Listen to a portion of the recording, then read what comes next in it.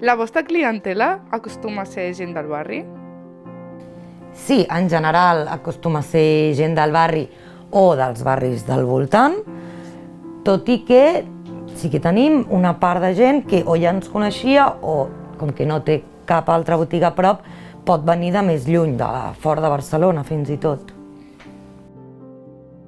En quina llengua us relacioneu amb els clients? A la botiga física sempre és el català. Nosaltres atenem en català i, bueno, a menys que ens ho demanin, doncs mantenim la conversa en català. Hi ha paraules o expressions en català pròpies d'aquest tipus de negoci? Jo diria que paraules pròpies no, però sí que és cert, a Llatinoamèrica i en anglès, chi o té vol dir tot, vol dir una camamilla també és té, o un rooibos. Aleshores, hi ha moltes confusions perquè per nosaltres té només és una planta, la resta són infusions. Com ves el futur del comerç del barri? Creus que és important fomentar-lo?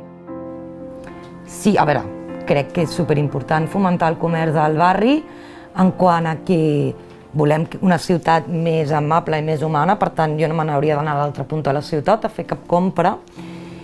I com el veig? No sabria què dir-te, No li veig molt de futur, però tampoc ho veig tot negre. Sí que és cert que normalment el que vivim més al barri, que estem vivint un procés de gentrificació, és sobretot molta restauració, més que comerç. Per acabar, què creus que es pot fer des de la botiga per afavorir l'ús del català? Bé, jo crec que el que fem nosaltres, que és bàsicament utilitzar-lo i fomentar-lo, no se m'acudeix tampoc res més. Sobretot és això, és fomentar-lo atenent a la gent en català.